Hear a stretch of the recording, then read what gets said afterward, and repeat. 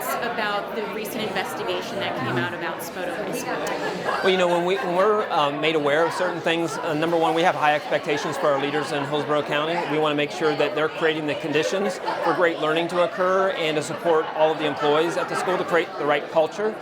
When we heard some concerns, we felt like we needed to look into it to validate them or not validate them, provide employees due process. After the investigation, it was clear to us there were some challenges. I removed the principal as soon as we were aware of some of these challenges.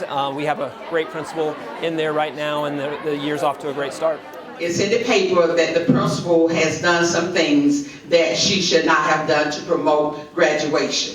So who is responsible for the checks and balances so this should not have happened and does not happen in the future? And if we don't think privatization is good for our schools, then it's not good for our custodians. So certainly I have extremely high expectations for leaders in our school district. They set the conditions for our teachers to thrive in, for all of our employees to thrive in, for our students to be successful in. If I see leaders that are not meeting those conditions, I'll do what I need to do as a superintendent to remove them from those positions. Certainly, when I hear things that I feel like are not meeting the needs of my teachers and my students, I'll act. And so I'm not going to push someone off to somebody else. I'm not going to bring someone to the central office and hide them. I'm going to say, what is the issue that you is supposedly the challenge here, and let's hold people accountable. So after the investigation, actually, which was over the last 5 months, we were clear on what we needed to do as a school district. That employee chose to resign rather than in lieu of termination. But it is something that I hold very, very high as a superintendent, is that my leaders have to take care of their people. And if they're not taking care of their people, if it can't be results at all costs. It's got to be look out for the needs of people and do the right things and do it with integrity. Absolutely agree with the superintendent on his last statement there. I would say it is one of the biggest things that worries me in this state when I look at the pressure we put on leaders and the pressure we put on teachers. When every kid becomes a number and every number goes into your school grade, and there is huge pressure when you have failing schools, you create circumstances where people sometimes feel desperate to do the wrong thing. And I do worry about that constantly in this state, because I know the teachers at that school had a lot of pressure put on them. And obviously there are people who probably did wrong things.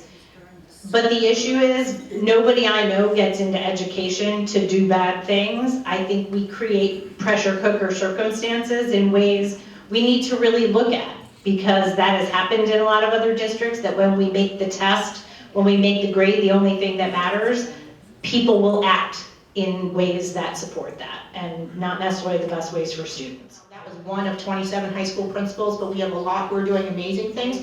Who hasn't made the head of the Tampa, the page of the Tampa Bay Times is Gary Brady at Hillsborough High School, who has raised his graduation rate an unbelievable amount. And yes, it's an IB school, but those kids were graduating anyways. It's the kids from Sulphur Springs, it's the kids from Seminole Heights that he's getting, and he has systematized excellence. At Hillsborough County, I was walking Hillsborough High School, I'm walking down the hallway with him one day, and there's a student who walks up to him because he makes it very clear that you need to have a 2.0 and have your ABCs, your attendance, behavior, and course progression in place. So this student says to Mr. Brady, one of those 2.0s, how do I get one of those? So he's having the right conversation. So I would be remiss to not say, let's keep it also positive. And if we're gonna hold up people who make the wrong choices, make sure that we highlight the people who make the right choices every day too.